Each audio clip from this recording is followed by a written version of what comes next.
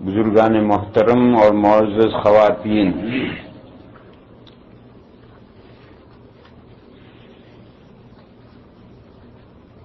یہ وہی 3 آیات پاک ہیں جو کل میں نے پڑھی تھی اور میں ان کی تفسیر تک نہیں پہنچا تھا کہ 12 بج گئے، اس لیے میں نے آج پھر وہی آیتیں پڑھی ہیں۔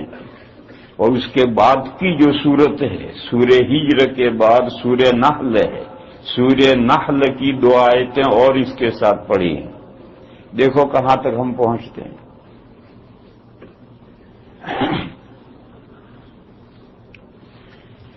کل میں نے یہ مضمون بیان کیا تھا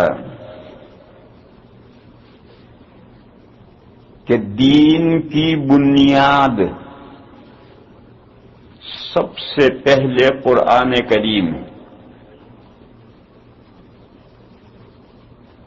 اور یہ آیات پاک جو میں نے پڑھی ہیں وہ اسی موضوع سے متعلق ہیں کہ دین اسلام کا سارا مدار قرآن کریم پر ہے۔ پھر دوسرے نمبر پر سنت ہے، رسول اللہ صلی اللہ تعالی علیہ وسلم کی سنت ہے۔ پھر میں نے فرق بتایا تھا سنت اور حدیث کے درمیان، اور درمیان میں ایک بات میں نے کہی تھی کہ فرض، واجب اور سنت، یہ لفظ سنت نہیں، وہ فقہ کی اصطلاح ہے، اور فقہائے کرام نے وہ اصطلاحات بنائی ہیں، قرآن و حدیث میں وہ اصطلاحات نہیں ہیں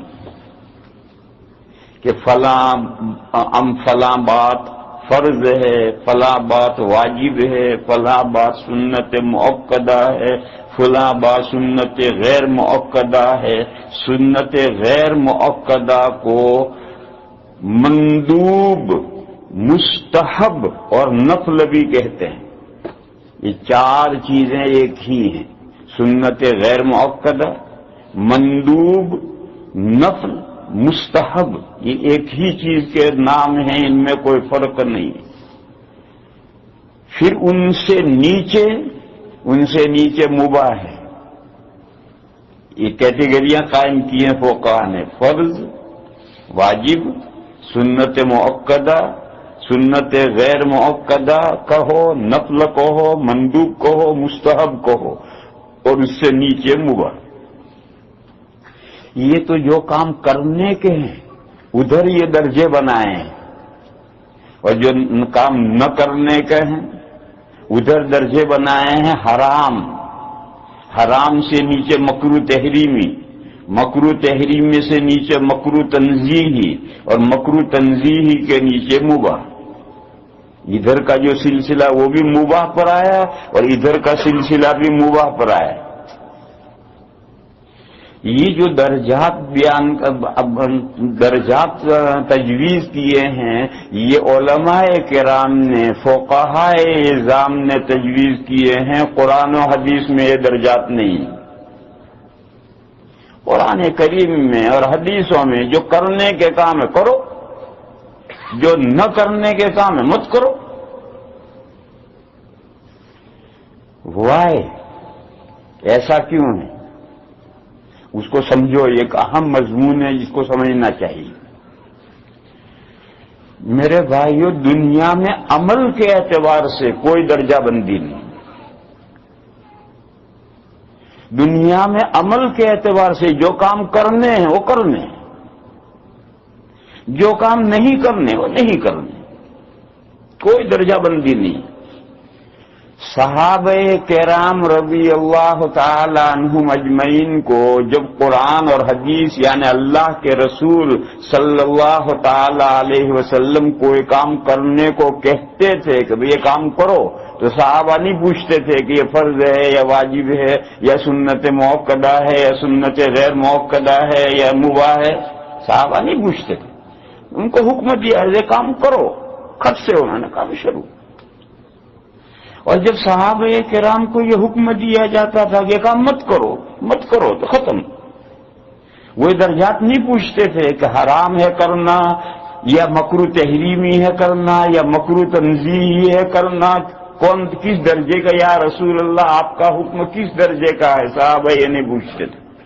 ان کو کہا کہ کہا مت کرو، قصہ ختم، اور کہا کرو تو کرو. تو دنیا میں عمل کے اعتبار سے کوئی درجہ مندی نہیں ہے، جو کام کرنے ہیں وہ کرنے ہیں، نہیں کرنے وہ نہیں کرنے.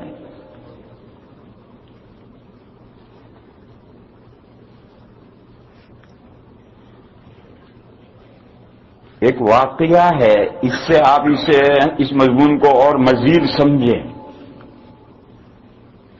یورپ کی کسی یونیورسٹی کا واقعہ ہے، پرانے زمانے میں ایک کتاب ہے رسائل و مسائل، اس کتاب میں یہ واقعہ ہے، جس کو دیکھنا ہو دیکھے. یورپ کی ایک یونیورسٹی کا واقعہ ہے، وہاں بہت پرانا واقعہ. اب تو وہاں یورپ بھی الحمدللہ بے شمار مسلمان ہیں، لیکن یہ واقعہ ہے آج سے 70-80 سال پہلے کا واقعہ، جہاں پورے یو کے میں 1-2 مسجدیں تھیں. اس زمانے کا یہ واقعہ ہے کہ چند طالب علم چند مسلمان طالب علم ایک یونیورسٹی کے طالب علم تھے. ان کی کمپنی میں ایک غیر مسلم، یہودی ہوگا عیسائی ہوگا معلوم نہیں، وہ ان کی کمپنی میں ان کا دوست تھا.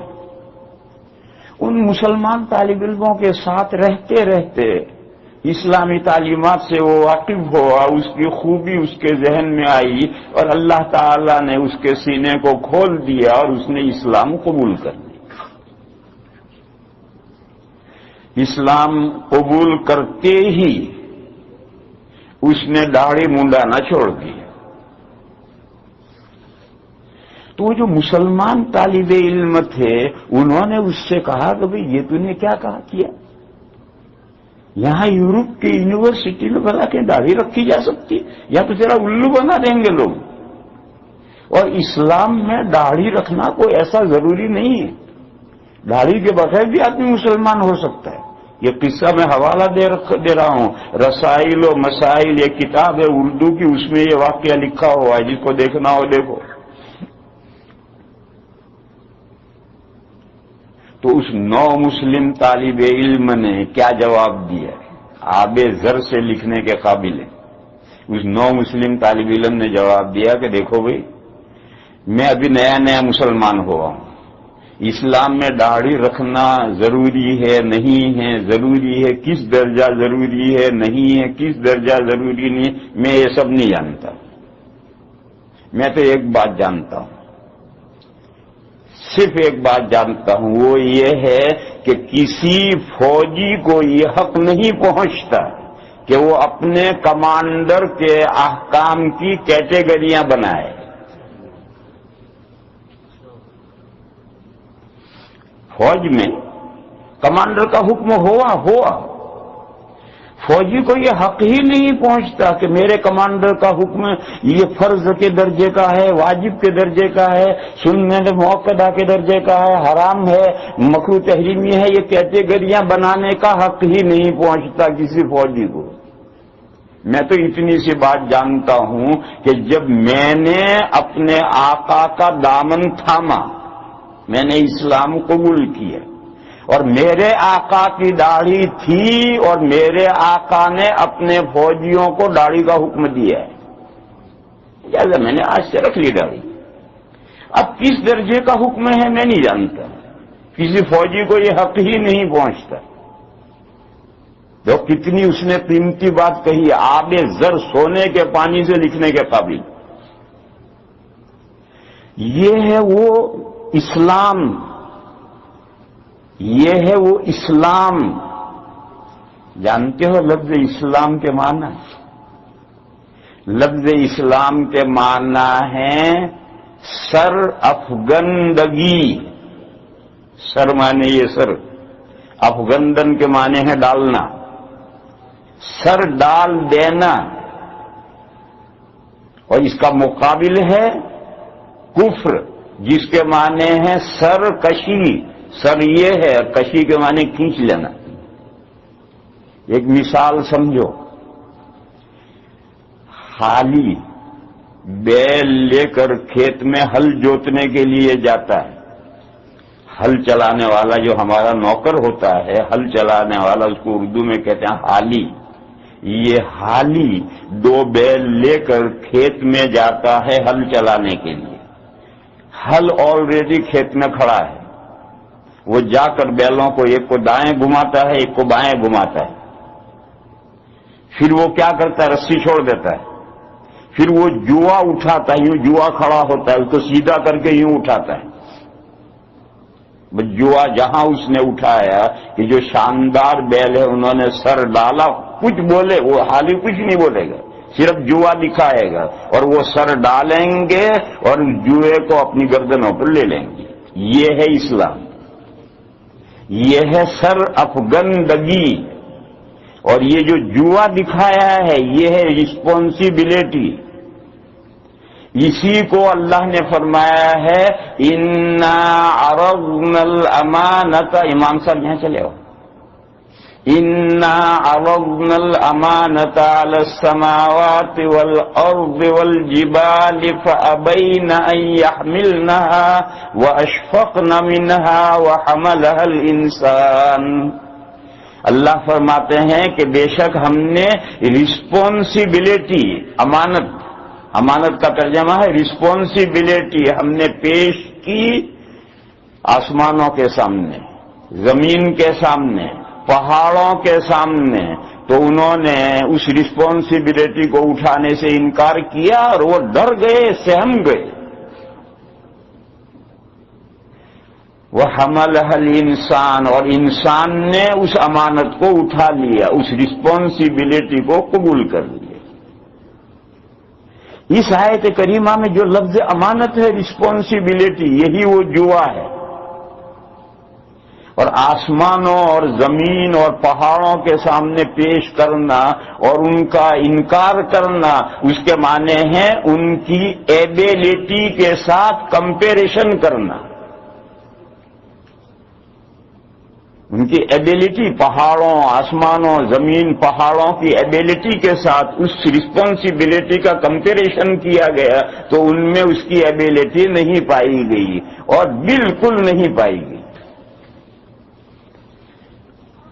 ورنہ اللہ کی کوئی مخلوق اللہ کی حکم سے انکار کر ہی نہیں سکتی۔ یہ انسان ہی ایک ایسا باولا ہے کہ انسانوں میں بہت سے انسان اللہ کے حکم سے انکار کرتے ہیں، دوسری کوئی مخلوق اللہ کے حکم سے انکار کر ہی نہیں سکتی۔ پھر اللہ نے فرمایا کہ آسمانوں نے، زمین نے اور پہاڑوں نے انکار کیا، وہ سہم گئے، ڈر گئے، انکار کیا۔ اس انکار کرنے سے مراد ہے ان کے اندر اس رسپانسبلٹی کو اٹھانے کی ان میں ایبیلٹی تھی ہی نہیں۔ انسان کی ایبیلٹی کے ساتھ کمپیریشن کیا تو انسان کے اندر اس کی پوری صلاحیت موجود تھی، انسان نے اس کو اٹھا لیا کا مطلب یہ۔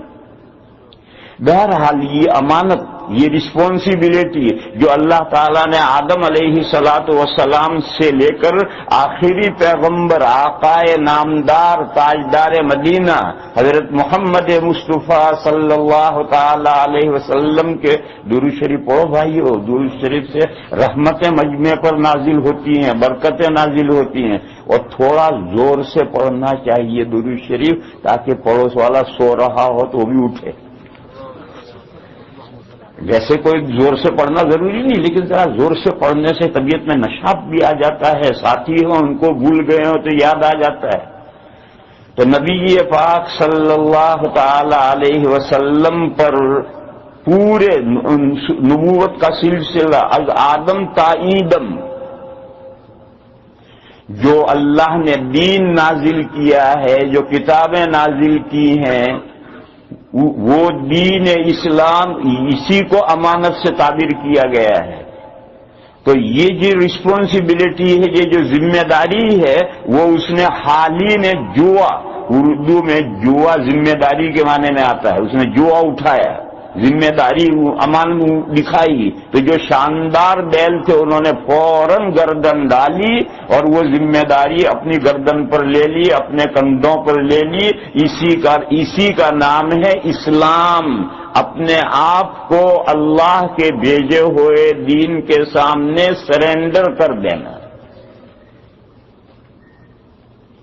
اور اس کا مقابل ہے کفر سرکشی. سرکشی کیا ہے کہ زبردستی ان کے گردن پر کھینچ کر کسی طرح سے ان کے گردنوں پر جوا رکھا، ذرا موقع ملا کہ گردن کھینچ لی، جوئے کے نیچے سے اپنی گردن کھینچ لی. یہ سرکشی ہے. یا کسی بھی قیمت پر وہ سر جھکانے کے لیے تیار نہیں ہے، ذمہ داری اپنی گردن پر لینے کے لیے تیار نہیں ہے. یہ سرکشی.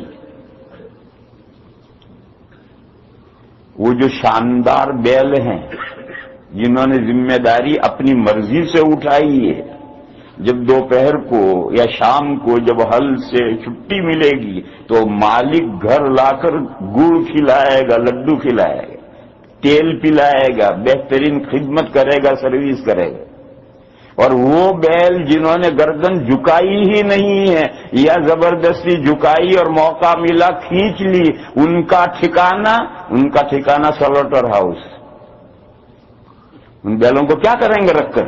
تو کس کام کے وہ بیل ہیں؟ وہ بیل سلوٹر ہاؤس جائیں گے. وہ سلوٹر ہاؤس جہنم میں، اور وہ لڈو اور گھی اور مکھن کھانے کی جگہ جنت. تو میرے بھائیوں، میں یہ کہہ رہا تھا کہ اسلام کے معنی ہی ہے سر افگندگی. جو حکم ملا فوراً سر ڈالا. وہ حکم کس درجے کا ہے؟ فرض کے، واجب کے، سنت کے، کوئی کیٹیگری نہیں. نو کیٹیگری. جو حکم ہے حکم ہے. اور کہا یہ کام مت کرو، مت کرو، مت کرو. صحابہ نے کبھی نہیں پوچھا کہ یا رسول اللہ آپ جو حکم دے رہے کہ کام مت کرو یہ حرام کے درجے کا حکم ہے، مکروہ تحریمی کے درجے، کبھی نہیں پوچھا.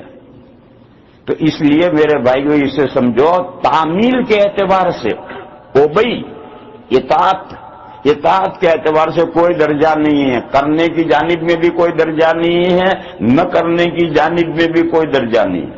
کرنے کے جو احکام ہیں وہ کرنے کے ہیں، نہ کرنے کے جو احکام ہیں وہ نہ کرنے کے.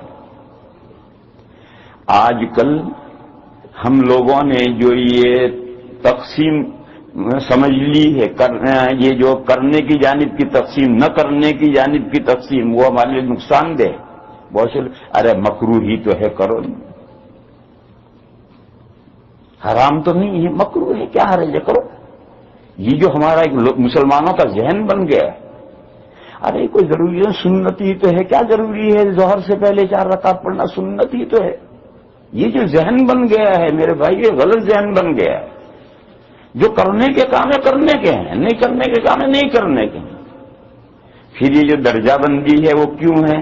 وہ درجہ بندی ہے آخرت میں ثواب کے اعتبار سے. اس مضمون کو سمجھو اس سے اچھی طرح سے. آخرت میں تمام جو ہم کام کرتے ہیں ان پر جو ثواب ملے گا، جن کاموں سے ہم بچتے ہیں وہ کاموں پر ثواب ملے گا، کاموں سے بچتے ہیں اس پر ثواب ملے گا. اور ان سے اگر نہ بچیں اور ارتکاب کریں تو اس پر سزا ملے گی. یہ سزا اور ثواب اس کے اعتبار سے یہ درجے قائم کیے گئے ہیں. آخرت کے اعتبار سے درجے ہیں، دنیا میں عمل کے اعتبار سے کوئی درجہ نہیں. فرض کا ثواب سب سے زیادہ ہے، اور فرض کو چھوڑنے کی سزا بھی بڑی سخت ہے. 5 فرض نمازیں، ظہر کی صرف 2 رکعت، واستغفر اللہ، فجر کی 2 رکعت، ظہر کی 4 رکعت، عصر کی 4 رکعت، مغرب کی 3 رکعت، عشاء کی 4 رکعت، یہ فرض ہیں. ان نماز کو پڑھنے کا ثواب بھی سب سے زیادہ ہے، اور اگر یہ فرض نمازیں چھوڑی تو سزا بھی بہت سخت ہے. پھر اس سے نیچے واجب کا درجہ ہے. واجب کا درجہ وہ ہے کہ جس کو کرو گے تو ثواب فرض کے برابر ملے گا، اور اگر اس کو نہیں کرے گا تو سزا فرض سے کم ملے گی. فرض چھوڑنے کی جتنی سزا ہے اتنی سزا نہیں، اس سے تھوڑی کم سزا ملے گی، مگر ملے گی سخت سزا. جیسے نمازوں میں وتر کی 3 رکعتیں، یہ واجب کے درجے کی، ان کو پڑھنے سے ثواب فرض کے درجے کا ملے گا. اور اگر کوئی وطر نہیں پڑے گا تو سزا جو ملے گی وہ عشاء کے 4 چھوڑنے کی سزا سے کم سزا ملے گی۔ پھر اس سے نیچے سنت مؤکدہ ہے۔ سنت مؤکدہ وہ سنتیں کہلاتی ہیں جس کو نبی پاک صلی اللہ تعالی علیہ وسلم نے مواظبت تامہ کے ساتھ کیا ہو، لیکن وہ مواظبت تامہ عادی ہو، حقیقی نہ ہو۔ حقیقی مواظبت کے معنی کنٹینیوس، وہ کام جو حضور نے کنٹینیوس کیا، پھر کنٹینیوس کے ساتھ زندگی میں کبھی نہیں چھوڑا، تو یہ مواظبت تامہ حقیقی ہے۔ اور کبھی کبھی کسی عذر سے چھوڑ دیا تو وہ مواظبت تامہ غیر حقیقی۔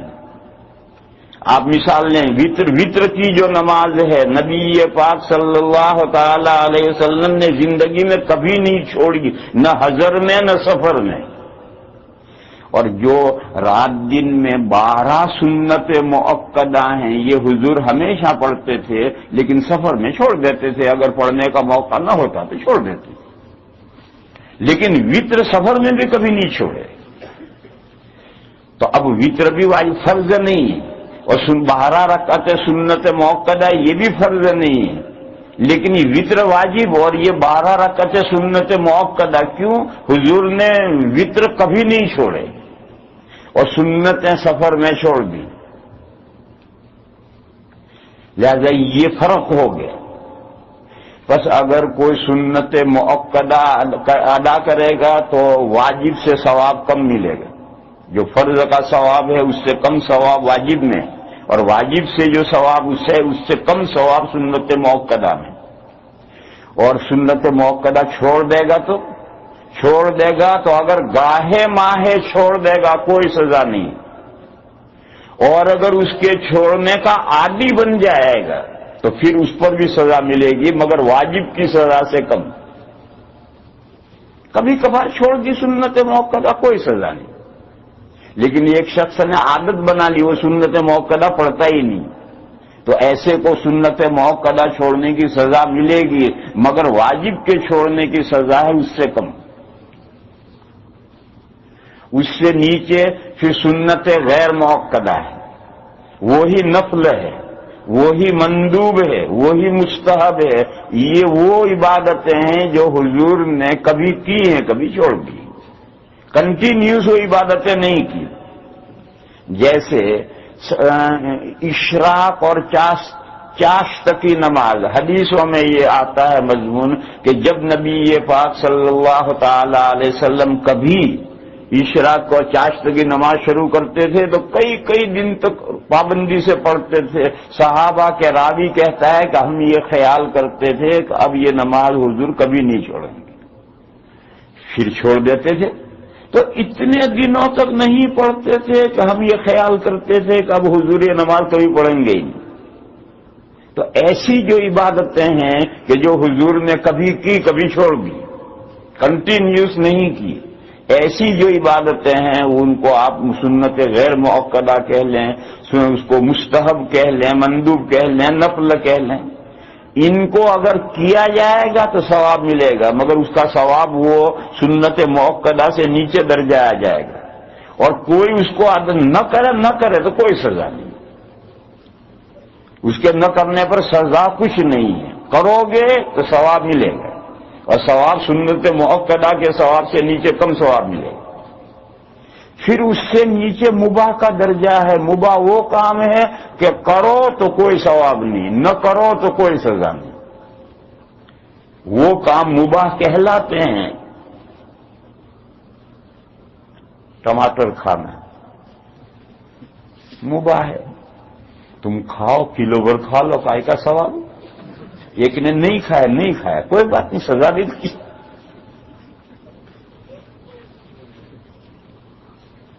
اب دوسری طرف آؤ، حرام وہ کام ہیں کہ جن سے بچنے پر بہت بڑا ثواب ہے، حرام وہ کام ہیں جن سے بچنے پر بہت بڑا ثواب ہے۔ جیسا فرض کے کرنے پر بہت بڑا ثواب ہے، ایسے حرام سے بچنے پر بہت بڑا ثواب ہے۔ وہ حدیث شریف یاد کرو، ایک لمبی حدیث ہے، وہ پوری بیان کروں گا بہت وقت لگ جائے گا، اس کا ایک جز بیان کروں۔ پچھلی امتوں کا نبی پاک صلی اللہ تعالی علیہ وسلم نے واقعہ بیان کیا، اور فضائل کی کتابوں میں یہ واقعہ آتا ہے، اور اعلیٰ درجے کی صحیح روایت ہے بخاری مسلم کی۔ 3 آدمی جنگل میں چل رہے تھے اور بارش شروع ہوئی زور کی، وہ ایک غار کے اندر چلے گئے، پناہ لی انہوں نے، اوپر سے ایک پر چٹان لڑکی اور غار کے منہ پر آ کر سیٹ ہو گئی، پھنس گئے تینوں نے کہا بھئی اب سوائے موت کے کوئی راستہ سامنے نہیں ہے، اب اللہ سے دعا مانگو، اللہ ہی نجات دیں تو ٹھیک ہے۔ اور تینوں نے یہ طے کیا کہ ہر ایک اپنی پوری زندگی کو جائزہ لے، اور اس نے جو بہترین نیک عمل کیا ہے اس نیک عمل کا واسطہ دے کر دعا کرو۔ پھر انہوں نے ایک کھڑا ہوا، اس نے 2 رکعت نماز پڑھی، اور اس نے اپنے زندگی کا ایک بہترین نیک عمل اللہ کو عرض کیا کہ یا اللہ میں نے ایک نیک کام کیا صرف آپ کی خوشنودی کے لیے، آپ ہمیں اس مصیبت سے نجات دیجیے۔ پہاڑ میں حرکت ہوئی، زلزلہ آیا، حرکت ہوئی، اور وہ چٹان تھوڑی سی کھسکی، روشنی اندر آنے لگی۔ پھر دوسرا کھڑا ہوا، اس نے بھی 2 رکعت نماز پڑھی، اس نے بھی اپنے زندگی کا ایک بہترین عمل یاد کر کے اس کا وسیلہ لے کر اس کے برکت سے دعا مانگی۔ پھر زلزلہ آیا، پھر حرکت ہوئی، پھر چٹان ہٹی، پھر اور روشنی آئی مگر نکلنے کے قابل نہیں ابھی۔ تیسرا کھڑا ہوا، وہ جو تیسرے نے اپنا عمل پیش کیا ہے وہ میں ذکر کر رہا ہوں۔ تیسرا کھڑا ہوا اور اس نے کہا کہ اے پروردگار عالم، آپ جانتے ہیں کہ میں اپنے چچا زاد بہن پر عاشق تھا، وہ اپنی چچا کی بہن پر عاشق تھا، پھر اس کے دورے ڈالتا رہتا تھا۔ وہ بہن اللہ کی نیک بندی تھی، وہ کسی طرح سے اس کے چکمے میں نہیں آتی تھی۔ کچھ حالات ایسے آئے کہ اس بہن جو چچا زاد بہن تھی وہ غربت میں مبتلا ہو گئی، اور اس درجہ بیچاری غربت میں چلی گئی کہ گھر میں کھانے کو لالے پڑ گئے۔ اچھا، یہ چچا زاد بھائی مالدار ہے، جب وہ انتہائی پریشان ہو گئی، کھانے پینے کو بھی گھر میں کچھ نہیں رہا، تو وہ اپنے اس چچا زاد بھائی کے پاس آئی اور اس سے کہا میری ہیلپ کر، مدد کر۔ تو یہ تو پہلے سے ڈورے ڈال ہی رہا تھا، اس کو موقع ملا۔ اس نے کہا کہ میں تجھے 100 دینار دوں گا اگر تو مجھے ناجائز انتفاع کرنے دے۔ اس بہن نے کہا مجھے منظور نہیں ہے، وہ چلی گئی۔ پھر وہ بھوک تو بھوک ہے، فاقہ تو فاقہ ہی ہے۔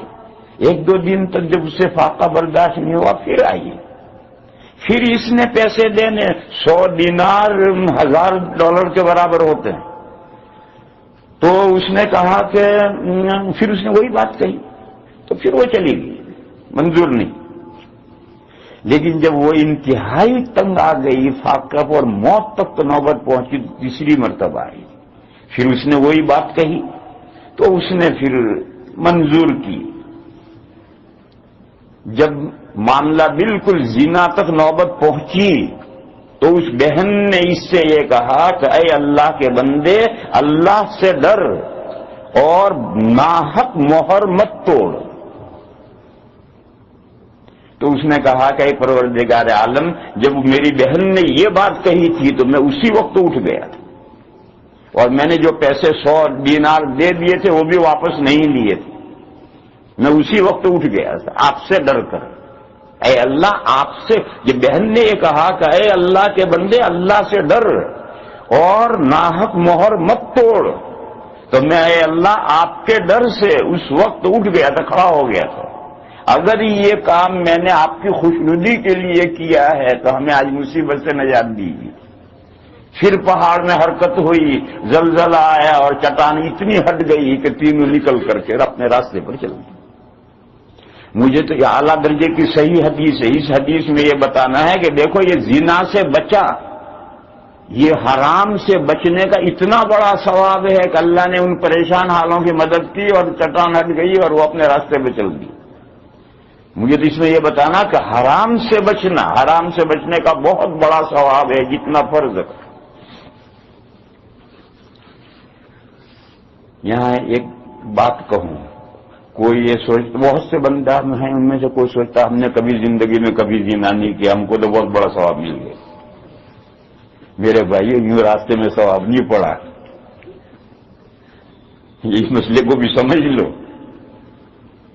دیکھو، ظہر کا وقت آئے اور ظہر فرض ہو جائے تو اب ظہر کی نماز ادا کرنے کا بہت بڑا ثواب ہے. نہیں ادا کرو گے تو بہت بڑی سزا ہے. لیکن ظہر کا وقت ہی نہیں ہوا تو ظہر پڑھنے کا کہاں سے ثواب ملے گا؟ ابھی ظہر کا وقت ہی نہیں.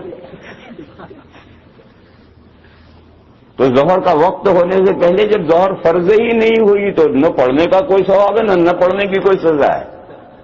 اسی لیے میرے بھائیوں، جب موقع آئے اس وقت زنا سے بچنے کا یہ ثواب ہے. جو اس بہن نے اس حدیث میں جو میں نے سنائی تھی، اس حدیث میں پورا غور کرو کہ وہ بالکل زنا کرنے کے لیے بیٹھ چکا ہے. اس وقت اللہ کے در سے کھڑا ہو گیا ہے. اب زنا نہ کرنے کا ثواب ہے. اور ایک کو موقع ہی نہیں آیا کبھی، اس لیے اس نے زنا نہیں کیا. اس کی مثال ہے ظہر کا وقت ہی ابھی نہیں آیا تو ظہر کی نماز پر فرض ہوئی ہی نہیں. تو میں عرض یہ کر رہا تھا، سمجھا یہ رہا تھا کہ حرام سے بچنے کا ثواب فرض کے ادا کرنے کے بقدر، اور اگر حرام کا ارتکاب کرے گا تو سزا بھی بڑی سخت ہے. اگر حرام کا ارتکاب کرے گا، مثلا زنا کرے گا، چوری کرے گا، تو اس کی سزا بھی بڑی سخت ہے. جیسے فرض کو چھوڑنے کی سزا بڑی سخت ہے، ایسے ہی حرام کو کرنے کی سزا سخت ہے. پھر اس سے نیچے مکروہ تحریمی ہے. مکروہ تحریمی ایکول ہے واجب کا. مکروہ تحریمی واجب کا ایکول ہے.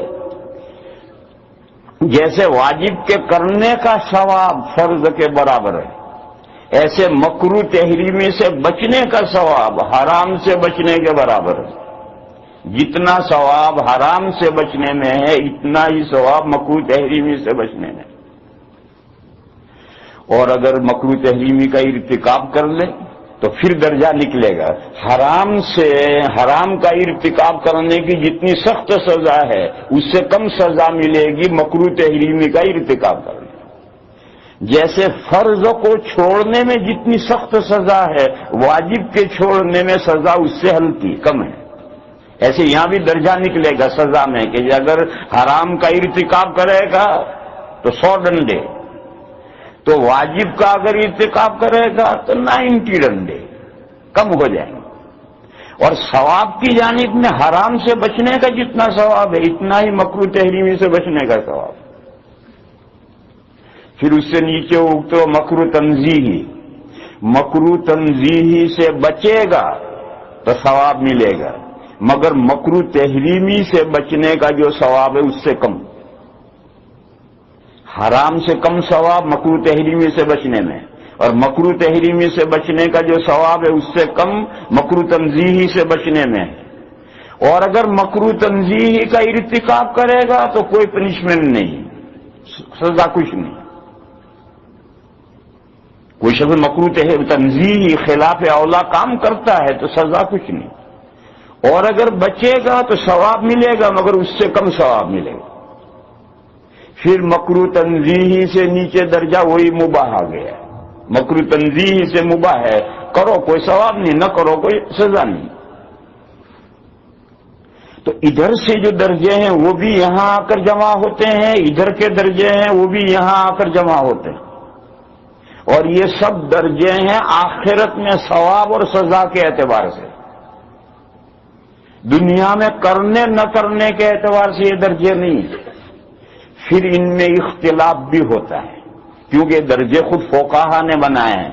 پھر ہر عبادتوں کو ان کی جو خانے ہیں، کیٹیگریاں ہیں، ان میں جو سیٹ کیا ہے وہ بھی فقہا نے کیا ہے. ایسے ناجائز کاموں کو جو سیٹ کیا ہے وہ بھی فقہا نے کیا ہے. اس میں اختلاف بھی ہوتے ہیں. مثلا امام اعظم رحمت اللہ علیہ کے نزدیک وطر واجب کے خانے میں ہے، باقی 3 ائمہ کہتے ہیں وطر سنت کے خانے میں. اب قرآن و حدیث میں تو کہیں نہیں ہے کہ وطر واجب ہے، سنت ہے، یہ اصطلاح ہے ہی نہیں. لیکن جب فقہاء کرام نے یہ درجے بنائے اور کون سی عبادت کو کہاں رکھنی ہے تو اس میں اختلاف ہوا. امام مالک، امام شافعی اور امام احمد رحمہم اللہ تینوں ائمہ یہ کہتے ہیں کہ وطر سنت کے درجے خانے میں. امام ابو حنیفہ کہتے ہیں واجب کے. عیدین کی نمازیں، دونوں عیدوں کی نمازیں امام ابو حنیفہ علیہ الرحمہ واجب کے خانے میں رکھتے ہیں اور باقی 3 ائمہ سنت کے خانے میں رکھتے ہیں. قربانی کو امام ابو حنیفہ واجب کے خانے میں رکھتے ہیں، باقی 3 ائمہ سنت کے خانے میں رکھتے ہیں. صدقۃ الفطر، ابھی رمضان کے ختم پر صدقہ فطر 3 امام اسے فرض کے خانے میں رکھتے ہیں. 3 اماموں کے صدقہ فطر فرض ہے، امام ابو حنیفہ نے اسے واجب کے خانے میں رکھا. ظہر سے پہلے 4 سنتیں موقدہ ہیں یا 2؟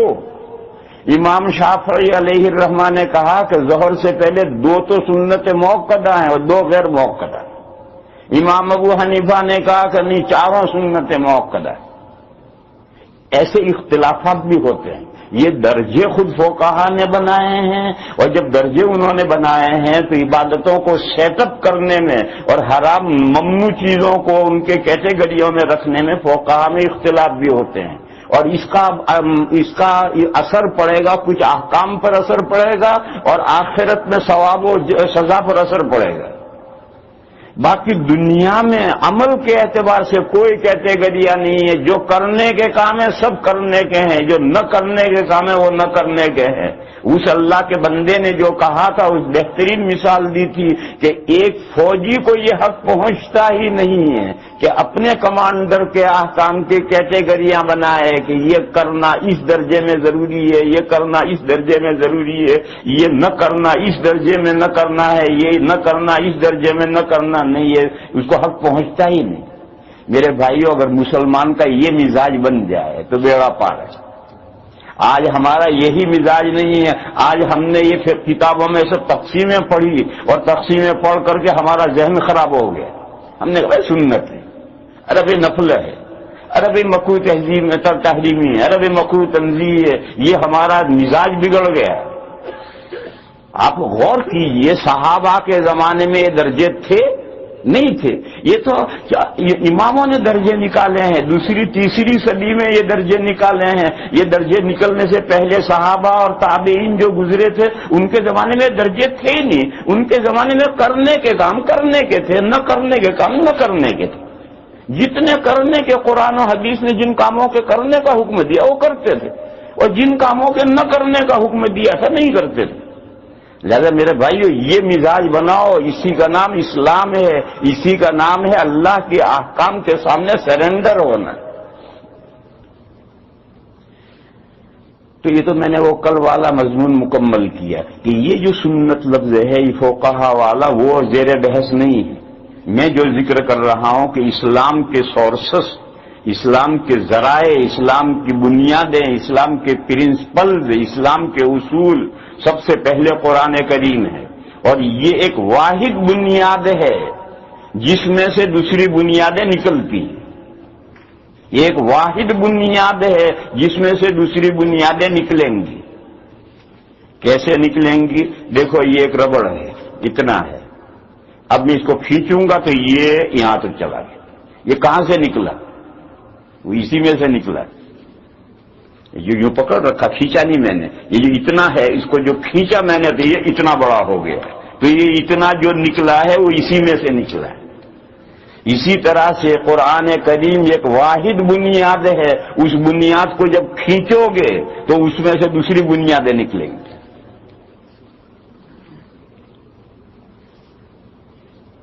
اس کو ایک مثال سے سمجھو. عقیدے، بنیادی عقیدہ ایک ہے، لا الہ الا اللہ. بنیادی عقیدہ یہی ایک ہے. اس بنیادی عقیدے کو کھینچو گے تو دو عقیدے نکلیں گے، لا الہ الا اللہ محمد الرسول اللہ. یہ محمد الرسول اللہ یہ لا الہ الا اللہ میں سے نکلا ہے. پھر اور کھینچو، لمبا کھینچو تو اس ایک عقیدے میں سے 7 عقیدے نکلیں گے. اس ایک عقیدے میں سے 7 عقیدے نکلیں گے. یہی وہ 7 عقیدے ہیں جو تعلیم الاسلام میں ایمان مفصل میں آپ نے پڑھے ہیں اور یاد کیے ہیں. یہی وہ 7 عقیدے ہیں جو حدیث جبرائیل میں آئے ہیں. مشکات کے شروع میں ایک حدیث ہے، حدیث جبریل. اس کا واقعہ یہ ہے کہ جب حضور کا زمانہ گزرتے ہوئے حضور کی زندگی پوری ہونے کے قریب آئی، سارا دین تقریباً نازل ہو گیا اور حضور کی زندگی ختم ہونے کے قریب آئی، تو ایک دن یہ واقعہ پیش آیا کہ نبی پاک صلی اللہ تعالی علیہ وسلم صحابہ کے ساتھ بیٹھے تھے اور اچانک ایک صاحب مسجد میں داخل ہوئے. بال نہایت کالے، کپڑے صاف ستھرے، ایسا معلوم جیسے ابھی گھر میں سے نہا کر آیا ہے. صاحب داخل، السلام علیکم، اور مجمع کو چیرتے ہوئے حضور کے قریب جا کر بیٹھے اور اپنے گھٹنے حضور کے گھٹنے سے لگا کر اتنے قریب بیٹھے. تو جب سارا مجمع وہاں سے چیرتا ہوا ایک آدمی یہاں آئے تو سب لوگ دیکھیں گے یہ کون صاحب ہے. حضرت عمر کہتے ہیں کہ ہمیں حیرت ہو رہی تھی یہ کون ہے. جب ایسا معلوم جیسے ابھی گھر میں سے نہا کر کپڑے پہن کر آیا ہے، اس کا مطلب مدینہ کا ہے. اور مدینہ کا ہے تو ہم کیوں نہیں جانتے؟ کوئی مدینہ امریکہ جیسا تھوڑا ہی تھا جہاں نیکسٹ ڈور کے لوگوں کو بھی آدمی نہیں جانتے. امریکہ اور یورپ جیسا نہیں تھا کہ نیکسٹ ڈور کو بھی نہیں جانتے. وہ تھا ایشیا کا ملک تھا، ہم سارے محلے کو جانتے ہیں، سارے گاؤں کو جانتے ہیں. تو حضرت عمر کہتے ہیں کہ لا یعرف منا احد، پورے مجمع میں سے کوئی بھی اس صاحب کو جانتا نہیں. اس کا مطلب مدینہ کا نہیں ہے، باہر سے آیا. اور باہر سے آیا ہے تو اس زمانے میں جنگل کے سفر ہیں، ریتیلے میدان کے سفر ہیں، اونٹوں پر سفر ہیں، گرد و غبار کا سفر ہے، مٹی میں اٹا پٹا آدمی آنا چاہیے.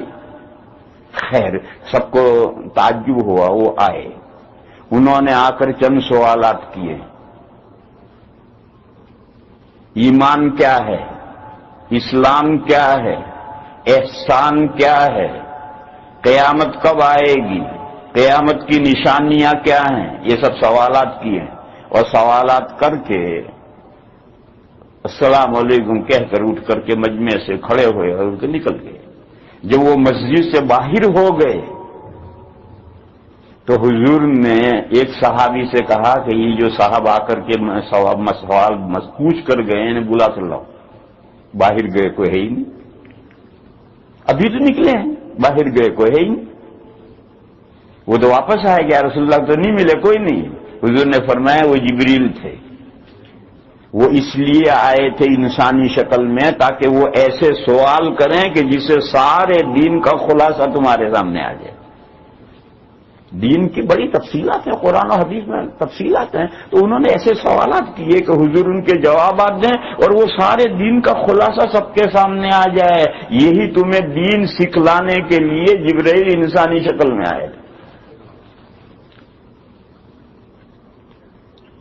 ان کا پہلا سوال تھا مل ایمان، ایمان کیا ہے؟ نبی پاک صلی اللہ تعالی علیہ وسلم نے فرمایا 7 باتیں ماننے کا نام ایمان ہے. 7 باتیں. ان تؤمن باللہ، اللہ کو مانو. ان تؤمن باللہ وملائکتہ، اور اللہ کے فرشتوں کو مانو. وکتبہ، اللہ کی تمام کتابیں جو آدم علیہ السلام سے حضور تک جتنی کتابیں اتری سب کو مانو. وَرُسُلِهِ، اللہ کے جتنے رسول ہیں آدم علیہ السلام سے حضور تک سب کو مانو، وَالْيَوْمِ الْآخِرِ، اور اس دنیا، یہ جو دنیا چل رہی ہے اس کا لاسٹ ڈے آ رہا ہے، قیامت کے دن کو مانو، آخری دن کو مانو کہ یہ دنیا ہمیشہ نہیں چلے گی، یہ دنیا ختم ہوگی، وَالْيَوْمِ الْآخِرِ وَالْقَدْرِ خَيْرِهِ وَشَرِّهِ مِنَ اللَّهِ تَعَالَى، تقدیر، بھلی بری تقدیر اللہ کی طرف سے تجویز شدہ ہے، وَالْقَدْرِ خَيْرِهِ وَشَرِّهِ مِنَ اللَّهِ تَعَالَى، بھلی بری تقدیر اللہ کی طرف سے طے شدہ ہے، وَالْبَعْثِ بَعْدَ الْمَوْتِ، اور مرنے کے بعد پھر دوبارہ زندہ ہونا ہے قیامت کے دن۔ یہ 7 باتیں ماننے کا نام ایمان ہے، یہی 7 باتیں ایمان مفصل میں، تعلیم الاسلام میں جو ایمان مفصل بچوں کو یاد کروایا جاتا ہے اس میں یہی 7 باتیں ہیں جو حدیث جبریل میں آئی ہیں۔ تو دیکھو اس ایک عقیدے کو کھینچا تو 2 ہوئے، اور کھینچا تو 7 عقیدے ہوئے، اور کھینچو تعلیم الاسلام میں 54 عقیدے لکھے ہیں، 54۔ دیکھو 7 میں سے اور کھینچا تو 54 عقیدے نکلے، اور کھینچو بہشتی زیور میں 103 عقیدے لکھے ہیں، وہ بہشتی زیور میں جو 103 عقیدے ہیں وہ اسی کو اور کھینچا تو 103 بنے، اور کھینچو گے تو کچھ اور بھی نکلیں گے، اور ربڑ چھوڑ دو۔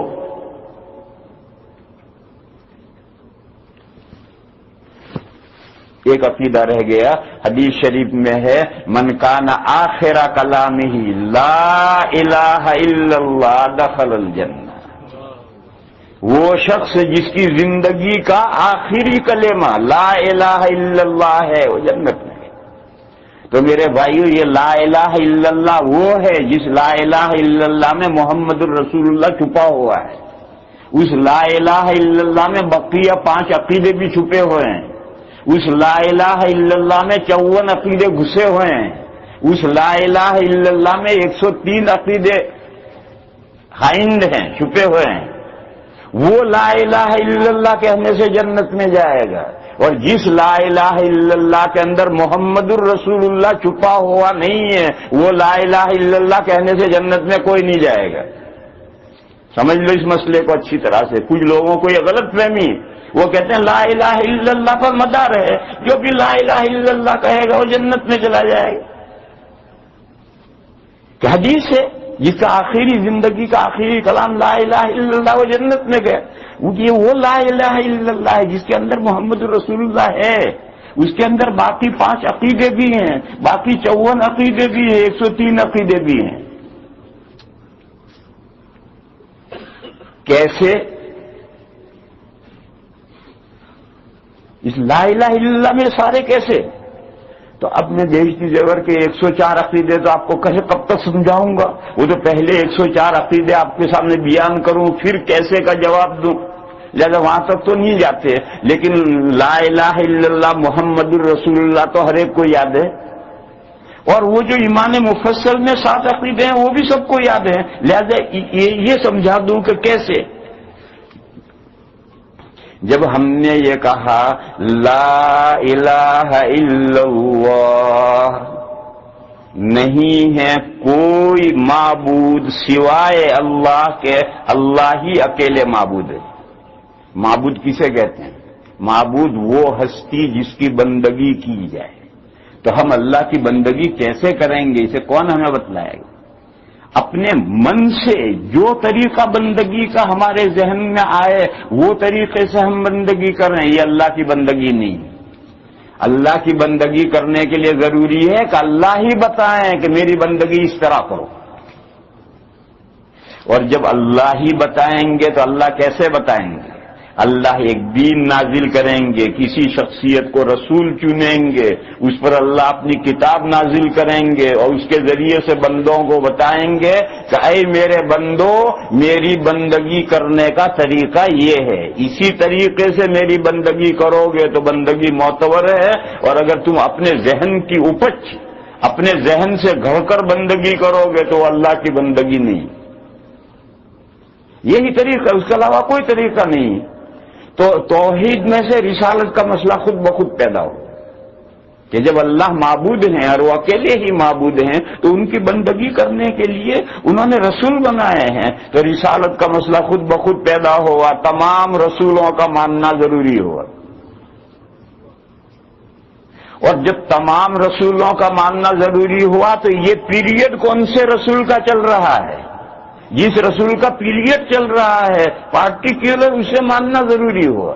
تو محمد الرسول اللہ دوسرا عقیدہ آ گیا. لا الہ الا اللہ میں سے دوسرا عقیدہ نکلا محمد الرسول اللہ، کیونکہ سارے رسولوں کو ماننا ہے، لیکن سارے رسولوں کو ماننے کے ساتھ پارٹیکولر جون سے رسول کا پیریڈ چل رہا ہے اس کو ماننا ضروری. جس کا پیریڈ چل رہا ہے اسے جو نہیں مانے گا وہ کافر ہے، ریجیکٹر ہے. چاہے وہ اللہ کو مانتا ہو، ایک مانتا ہو، چاہے موسیٰ علیہ السلام کو اللہ کا رسول مانتا ہو، چاہے تورات شریف کو مانتا ہو، لیکن موسیٰ علیہ السلام کا زمانہ گیا. آج جس رسول کا پیریڈ چل رہا ہے اس رسول کو نہیں مانے گا تو وہ کافر ہے. جو اللہ کو مانتا ہے، ایک مانتا ہے، چاہے کیسا ہی ایک مانتا ہو، 3 in 1 1 in 3 کرتا ہو، اور عیسیٰ علیہ السلام کو مانتا ہو، چاہے وہ کچھ مانتا ہو، انجیل شریف کو مانتا ہو، لیکن جس رسول کا پیریڈ چل رہا ہے اسے نہیں مانتا وہ کافر ہے.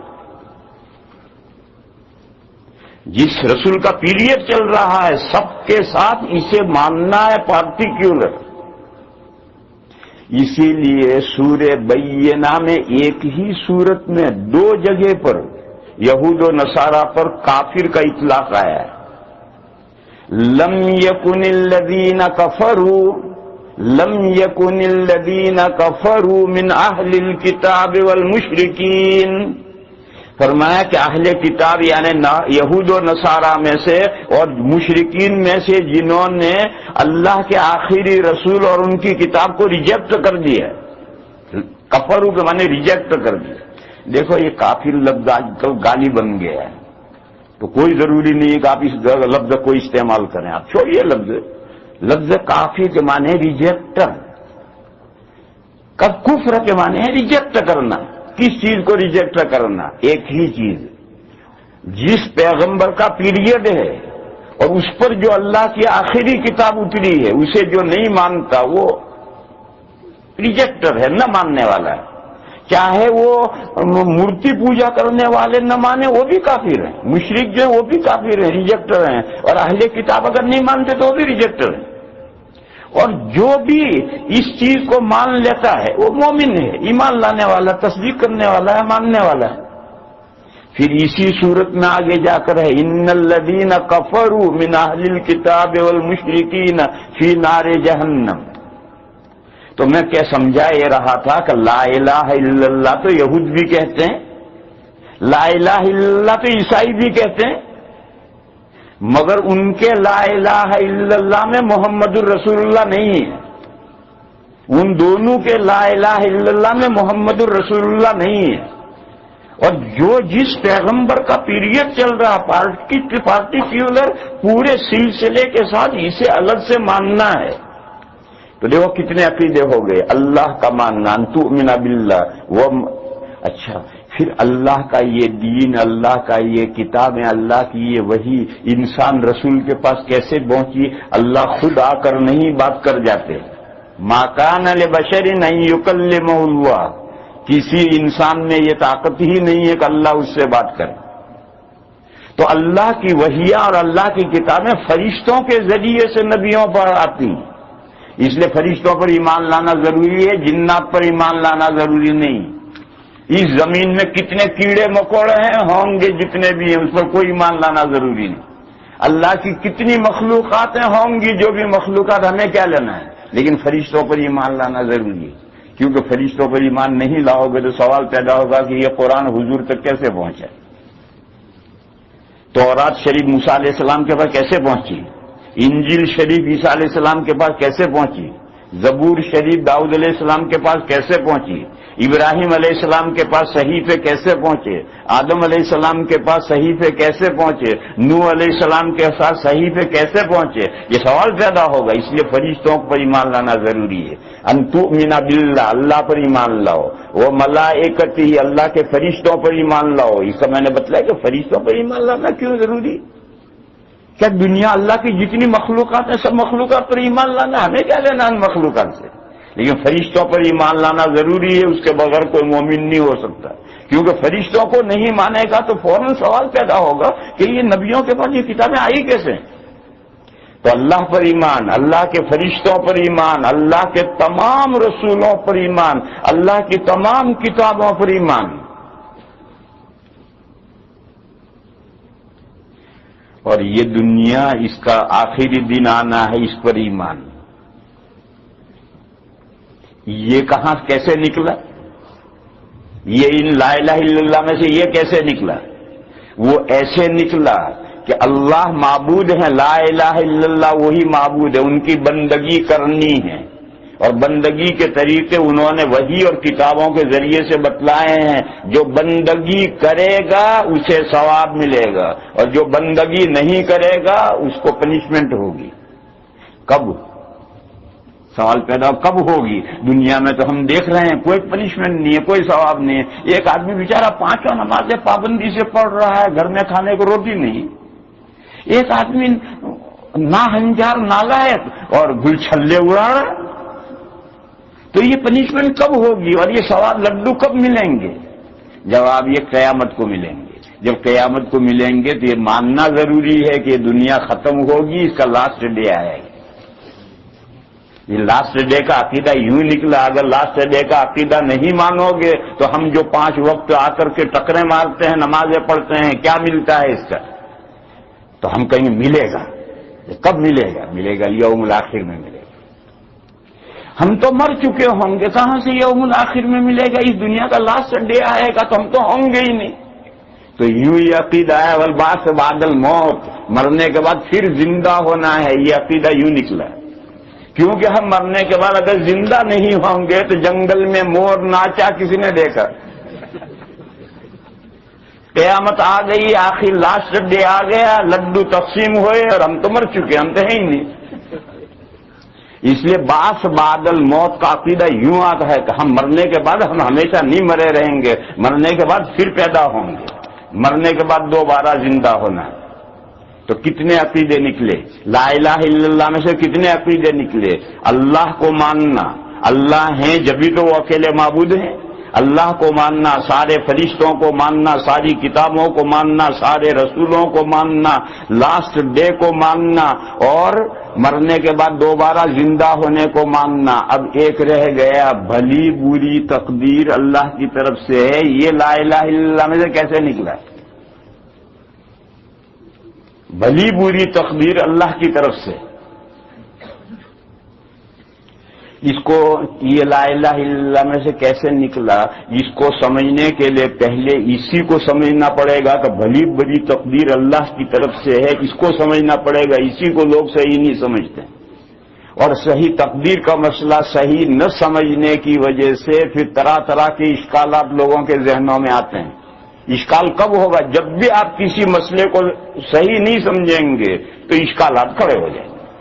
اور بات آپ صحیح ڈھنگ سے سمجھ لیں، کوئی اشکال نہیں. بھلی بری تقدیر اللہ کے اعتبار سے نہیں ہے، بندوں کے اعتبار سے.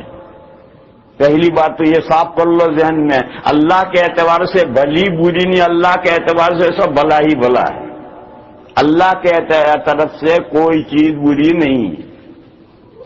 اللہ جو کچھ بھی پیدا کرتے ہیں وہ حکمت سے بھری ہوئی ہے، پوری حکمت ہے. اللہ کے پیدا کرنے میں کوئی بری چیز ہے ہی نہیں. یہ بھلی بری جو کہتے ہیں وہ بندوں کے اعتبار سے. اور بھلی کا مطلب نافع، مفید، اور بری کا مطلب ہے مضر. دیکھو نیچرلی پوری دنیا متفق ہے کہ اللہ نے جو کائنات پیدا کی ہے، اس کائنات میں انسان کے لیے کچھ چیزیں مفید ہیں، انسان کے لیے کچھ چیزیں مضر ہیں۔ یہ بات ہر شخص مانتا ہے، اور نہ صرف مانتا ہے بلکہ پوری پابندی کرتا ہے اللہ کے اس لا کی۔ مثال لو، گھی اور فیٹ انسان کے لیے مفید ہے، اور پوائزن اور زہر انسان کے لیے مضر ہے، جان لینے والا ہے۔ اس کو ہر کوئی مانتا ہے نہیں مانتا؟ اللہ نے گھی اور فیٹ، جو اللہ کے پیدا کرنے کے اعتبار سے گھی اور فیٹ جو ہے یہ مفید ہے، اور اللہ نے جو پوائزن پیدا کیا ہے وہ بھی مفید ہے۔ بے شمار دواؤں میں، کاموں میں پوائزن استعمال ہوتا ہے، اور اس سے انسان کو فائدے پہنچتے ہیں۔ تو اللہ کے پیدا کرنے کے اعتبار سے گھی اور پوائزن ایک درجے میں۔ اب موقع استعمال کی جگہ ہیں، گھی کو گھی کی جگہ میں استعمال کرو، مفید ہے، اور اگر کوئی فیٹ مین گھی کھانے لگے تو اسے کہیں گے بھیا تو فیٹ مین پہلے سے ہے، اس کے لیے گھی مضر ہو گیا۔ اور پتلا دبلا کیا کہتے ہیں، تھک مین، تھن مین، تو دیکھو اس کے لیے گھی مفید ہے، اس کے لیے مضر ہے۔ اسی طرح یہ پوائزن ہے، سانپ کا ہی پوائزن ہو یا کوئی پوائزن ہو، ایک جگہ میں مضر ہے، ایک جگہ میں مفید ہے۔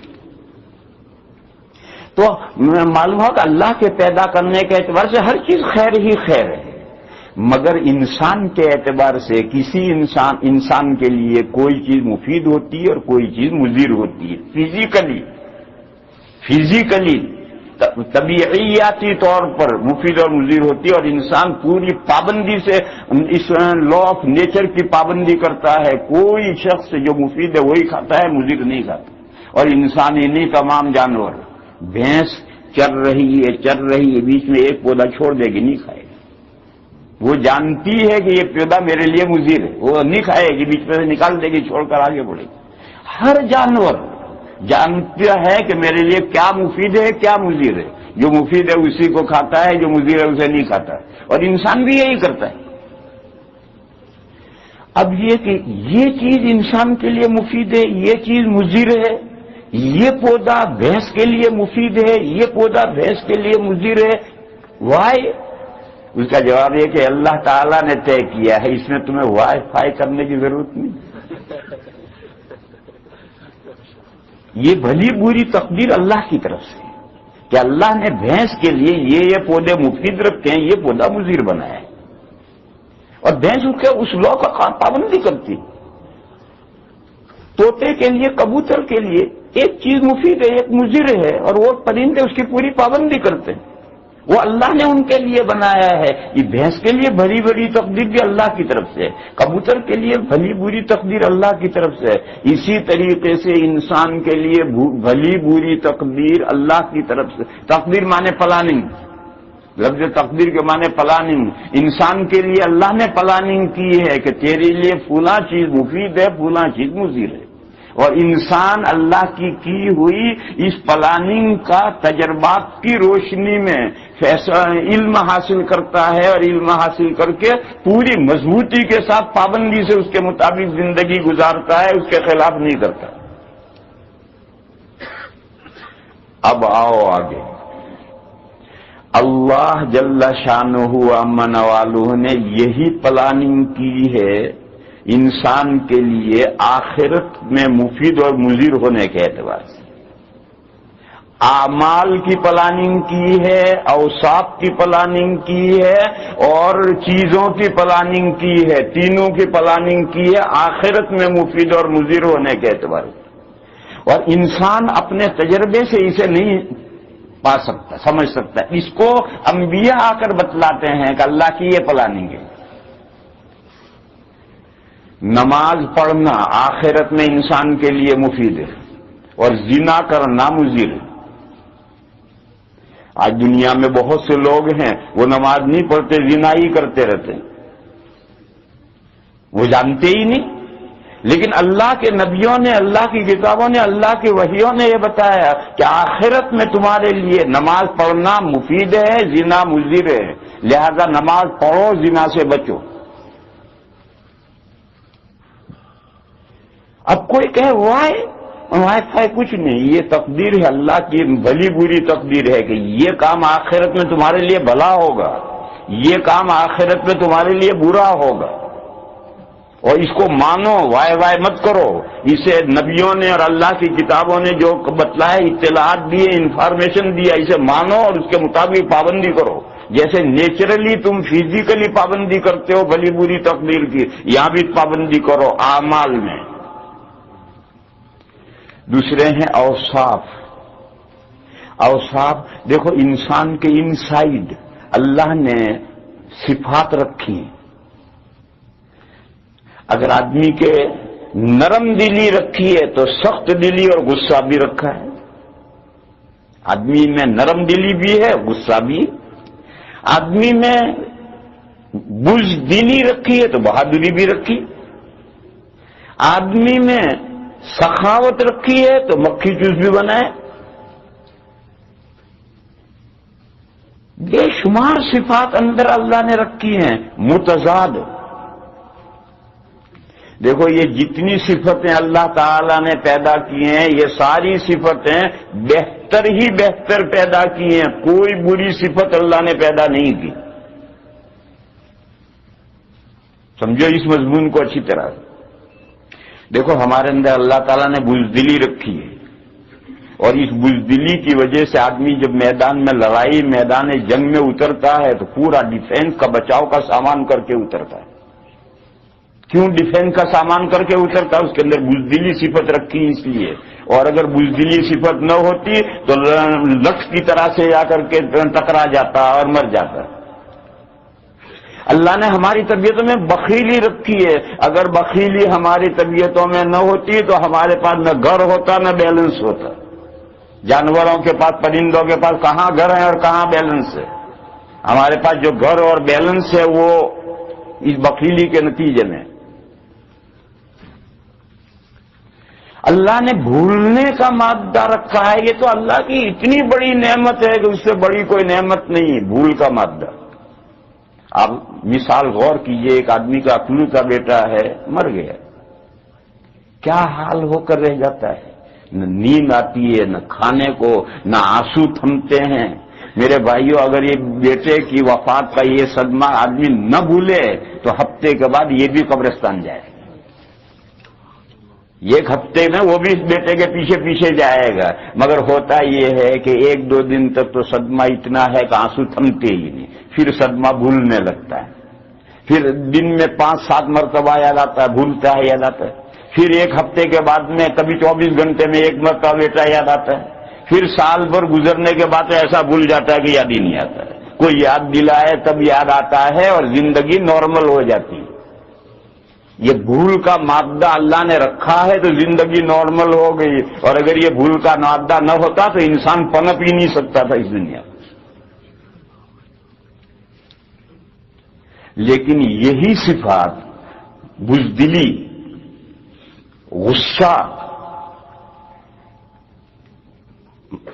بھولنا، یہ سب صفات بہترین ہیں، لیکن غلط جگہ پر استعمال ہو تو بری ہے۔ گھر سے تھیلا اور پیسے لے کر شاپنگ سینٹر گیا، بیوی نے کہا تھا 5 چیزیں بتائی تھی کہ لے کر آئی ہو، اب وہاں جا کر کھڑا ہے، یہ یاد نہیں رہی، بھول گیا۔ پھر گھر آیا اور گھر آ کر کہا میرے سرتاج اور کیا خوش نصیب کیا بتایا تھا آپ نے؟ اس نے پھر گنایا، اس نے پھر رومال میں 5 گرہیں لگائی، پھر دکان پر پہنچا، پھر بھول گیا۔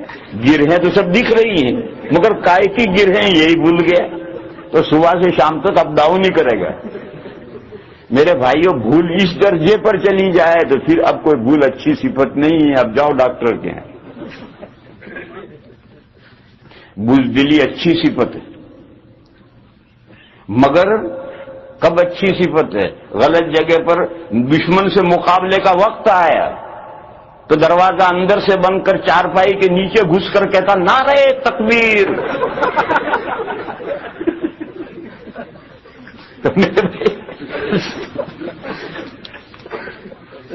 یہ بزدلی مضر ہے۔ غصہ اچھی صفت ہے، لیکن نبی پاک صلی اللہ تعالی علیہ وسلم نے فرمایا کہ اللہ تعالیٰ کو یہ غصہ پسند ہے، یہ غیرت پسند ہے، یہ غیرت ناپسند ہے۔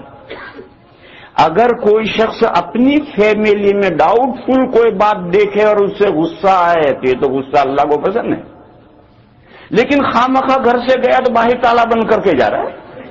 ارے بھائی کیوں بند کر کے جا رہا ہے؟ یہ جو غیرت ہے اللہ کو یہ غیرت ناپسند ہے، خامخواہ بیچارے کو من دیا اندر۔ تو حدیث شریف دو غیرتیں ہیں، ایک غیرت اللہ کو پسند ہے، اللہ کو ناپسند ہے۔ وہ ڈاؤٹ فل بات ہو اور اس پر آدمی کو غصہ آئے اپنے متعلقین پر تو ٹھیک ہے، لیکن کوئی بات دور دور کی نہیں ہے، ایک شک کی مزاج ہے خامخواہ، یہ غیرت اللہ کو پسند نہیں۔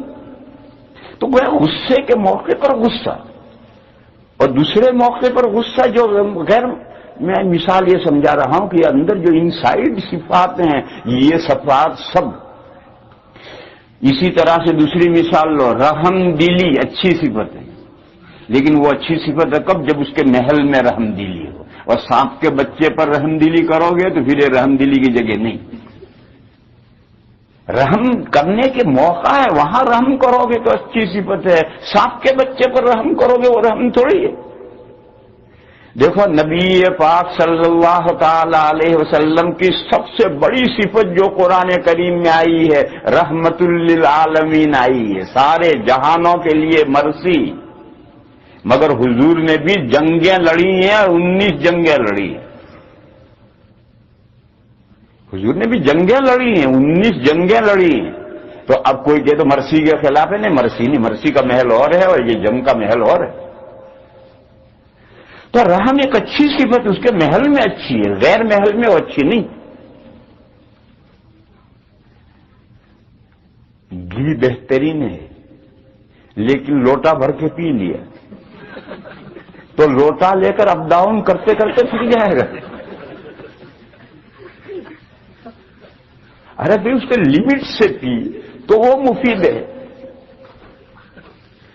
تو میرے بھائیو اسی طریقے پر سمجھو، اس قرآن نے اللہ نے اطلاع دی کہ خنزیر رجسن، یہ گندگی ناپاک ہے، حرام ہے، بکری طیب۔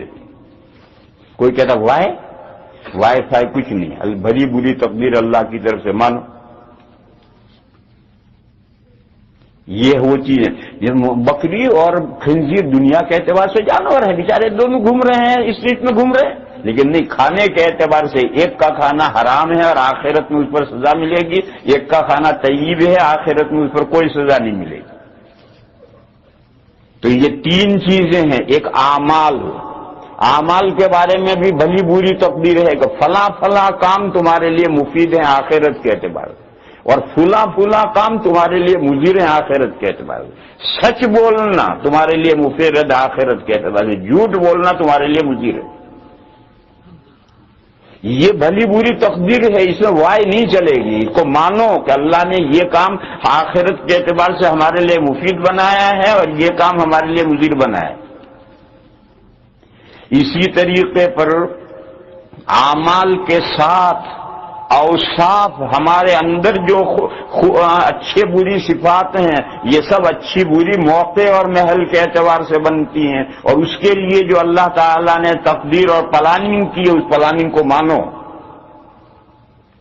اور تیسرے کھانے پینے کی چیزوں کے اعتبار سے، آخرت کے اعتبار سے اللہ نے پلاننگ کی ہے کہ تمہارے لیے فلاں چیزیں کھانی مفید ہیں، فلاں چیزیں کھانی مضر ہیں۔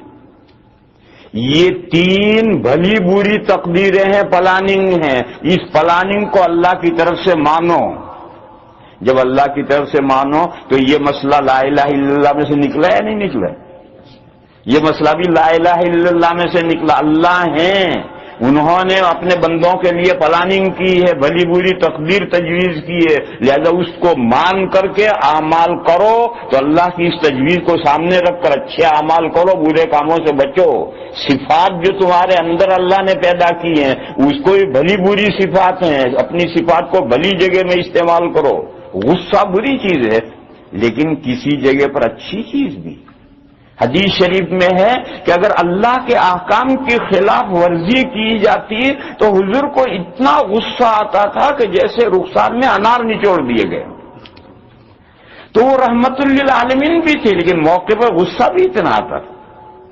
یہ صفات ہیں، ان کا لحاظ کرو۔ اور کھانے پینے کی چیزوں میں حلال و حرام اللہ تعالیٰ نے تجویز کیے ہیں، اور وہ حلال و حرام اللہ کی تو سب مخلوق ہیں، اللہ کی مخلوق کے اعتبار سے بکری اور خنزیر برابر ہیں، لیکن تمہارے لیے آخرت میں ایک کا کھانا مفید ہے، ایک کا کھانا مضر ہے۔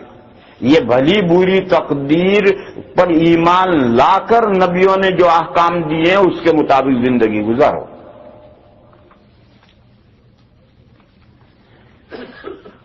دیکھو بھلی بری تقدیر کا مسئلہ کل یہ ہے، جس کو لوگ سمجھتے نہیں ہیں اور وہ کچھ اور سمجھتے ہیں، وہ تقدیر کا مسئلہ نہیں۔ تقدیر کا مسئلہ لفظ تقدیر کے معنی پلاننگ۔ اللہ نے اس کائنات کی پلاننگ کی ہے انسان کے کنیکٹنگ سے، انسان کے کنیکشن سے۔ اور ایک دوسرا مسئلہ ہے، وہ ہے قضا کا مسئلہ۔ دیکھو دو مسئلے ساتھ ساتھ ہیں، قضا و قدر۔ یہ میں نے قدر کا مسئلہ سمجھا، عربی میں قدر لفظ استعمال ہوتا ہے، اردو میں تقدیر استعمال ہوتا ہے۔ تقدیر اور قدر ایک ہی۔ حدیث میں والقدر خیرہ و شرہ لفظ آیا ہے، تو عربی میں قدر لفظ استعمال ہوتا ہے، اردو میں تقدیر استعمال ہوتا ہے۔ یہ ایک مسئلہ ہے قضا، قضا مانے فیصلے خداوندی، یہ الگ مسئلہ ہے۔ کیونکہ دو لفظ قضا و قدر ایک ساتھ استعمال ہوتے ہیں تو دونوں مسئلے کو رل گڈھا کر دیتے ہیں لوگ، اور وہ قضا کا مسئلہ قدر میں گھسا دیتے ہیں، اور پھر طرح طرح کے اشکالات کھڑے ہوتے ہیں۔ قضا کیا ہے؟ قضا کے معنی ڈیسیژن، فیصلہ۔ ایک حدیث اس کے ساتھ ملاؤ، نبی پاک صلی اللہ تعالی علیہ وسلم ایک مرتبہ گھر میں سے باہر تشریف لائے، دو ہاتھ یوں کر کے۔ مسجد میں صحابہ بیٹھے تھے، حضور نے فرمایا دائیں ہاتھ کی طرف اشارہ کر کے یہ رجسٹر ہے، اس میں تمام جنتیوں کے نام لکھے ہیں، اور آخر میں ٹوٹل لگا دیا ہے، اب اس میں کوئی اضافہ نہیں ہو سکتا۔ اور بائیں ہاتھ کی طرف اشارہ کر کے بتایا کہ یہ جہنمیوں کا رجسٹر ہے، اس میں تمام جہنمیوں کے نام ہے، اس کے آخر میں ٹوٹل ہے، اس میں اب کوئی کمی بیشی نہیں ہو سکتی۔ اور یوں کر کے پھر حضور نے وہ رجسٹر یوں کر دی۔ یہ تقدیر نہیں ہے، یہ قضا کا مسئلہ ہے، یہ فیصلے خداوندی۔ اس فیصلے خداوندی کو تقدیر کا مسئلہ لوگ کر دیتے ہیں، اور پھر اشکال کھڑا ہوتا ہے کہ بھئی جب جنت میں جانے والے طے ہیں، جہنم میں جانے والے طے ہیں، تو ففیم العمل، اب عمل کرنے سے کیا فائدہ؟ یہ سوال آج نہیں پیدا ہوتا، یہ صحابہ نے کیا تھا۔ جب حضور نے یہ دو رجسٹر لا کر فرمایا تو صحابہ نے یہ عمل کیا تھا کہ یا رسول اللہ، جب جنت میں جانے والوں کا ٹوٹل ہے اور اس میں اب کوئی کمی بیشی نہیں ہو سکتی، جہنم میں جانے والوں کا بھی ٹوٹل ہے، تو ففیم العمل، اب عمل کرنے سے کیا حاصل ہے؟ جس کا جنت میں جانا طے ہے وہ جنت میں جائے گا، جس کا جہنم میں جانا طے ہے وہ جہنم میں جائے گا۔ تو حضور نے فرمایا اعملوا فکل میسر لما خلق لہ، حضور نے فرمایا عمل کرتے رہو، ہر ایک کے لیے وہی کام آسان کیا جائے گا جس کے لیے وہ پیدا کیا گیا۔ یہ حضور نے جو ارشاد فرمایا، اس کو سمجھنے کے لیے اس کے ساتھ ایک اور ملاؤ۔ ایک مرتبہ صحابہ نے سوال کیا ارأیت یا رسول اللہ دواء نتداوی بہ ورقا نسترقیہ ایرد من قدر اللہ شیئا، اے اللہ کے رسول، یہ جو ہم علاج معالجے کرتے ہیں، میڈیسن، دوائیں لاتے ہیں ڈاکٹر سے، اور یہ جو جنتر منتر اور تعویذ گنڈے کرتے ہیں، تو کیا ان دواؤں سے اور ان تعویذوں سے اللہ کی تقدیر ٹل سکتی ہے؟ اللہ کا فیصلہ ٹل سکتا ہے؟ حضور نے فرمایا ذالک من قدر اللہ، حضور نے فرمایا یہ تم علاج معالجے کرتے ہو یہ اللہ کے ڈسیزن میں شامل ہے، انکلوڈ ہے۔ یہ جو تم جنتر منتر تعویذ گنڈے کرتے ہو یہ اللہ کے ڈسیزن میں انکلوڈ ہے۔ یہ حدیث ہے، اس کو اس کے ساتھ ملاؤ۔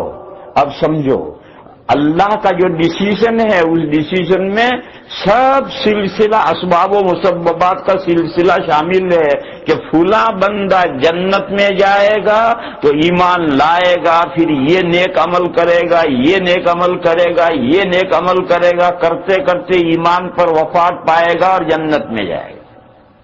اور فلاں بندہ کفر کرے گا اور یہ برائی کرے گا، یہ برائی کرے گا، یہ برائی کرے گا، اور کفر پر اس کا انتقال ہوگا اور جہنم میں جائے گا۔ یہ پورا سیریز اس میں بھی داخل ہے، اس میں بھی داخل ہے۔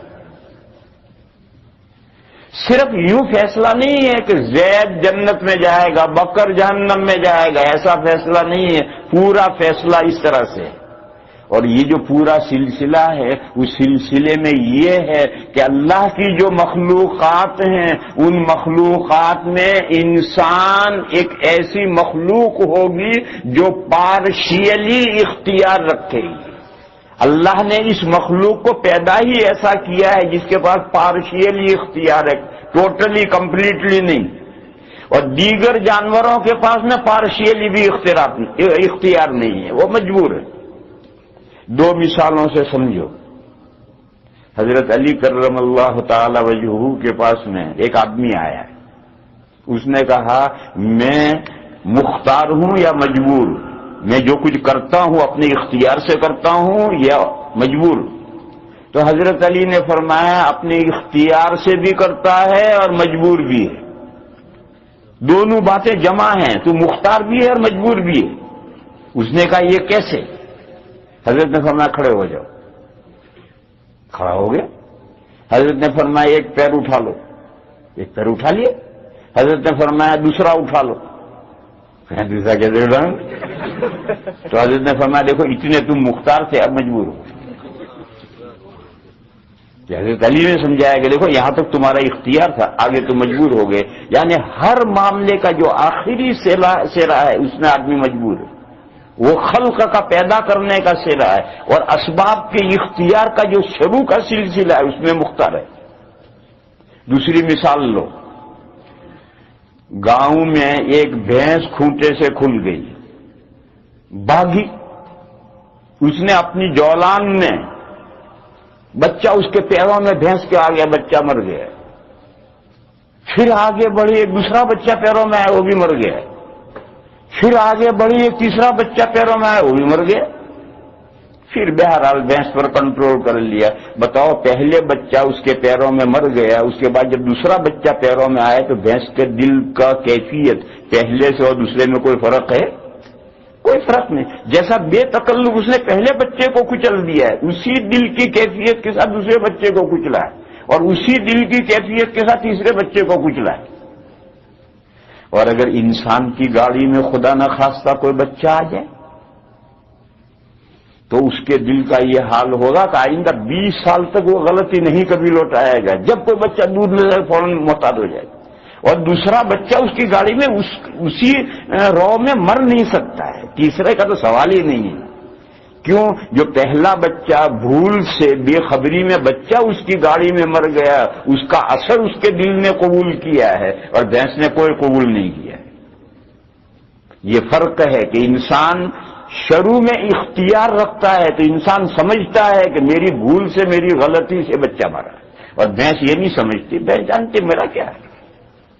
معلوم ہوا کہ ابتدائی درجے میں انسان اختیار رکھتا ہے اور وہ انسان سمجھتا ہے، اور بھینس ابتدائی درجے میں اختیار نہیں رکھتی اور وہ کچھ سمجھتی بھی نہیں۔ بھینس کنٹرول میں کر دی، اور پھر اس کا تینوں بچوں کے باپ لاٹھیاں لے کر کے آئے، دڑا دڑ بھینس کی پیچھے کے رکی، تو تھوڑی دیر تو لوگ خاموش رہیں گے، پھر لوگ کیا کہ ارے بھائی کتنا مارو گے، بیچارہ جانور ہی تو ہے۔ سب لوگ سفارش کریں گے بھائی کتنا مارو گے، جانور ہی تو ہے۔ کوئی مقدمہ نہیں کرتا ان کے اوپر، کوئی کورٹ میں کیس نہیں کرتا بھینس پر۔ وہ 3 بچوں کے باپ بھی اس بھینس کے خلاف مقدمہ نہیں کرتے۔ اور یہ انسان اگر اس نے گاڑی روک لی، یہاں کی بات نہیں کہہ رہا، انڈیا کی بات کہہ رہا ہوں، اگر اس نے گاڑی یہاں روک لی تو بچے کے ساتھ اس کا بھی بھورتا لوگ بنا دیں گے۔ اسی لیے جب ایکسیڈنٹ ہوتا ہے تو سب سے پہلے کنڈکٹر اور ڈرائیور نکل کے بھاگ جاتے ہیں، گاڑی پڑی ہے۔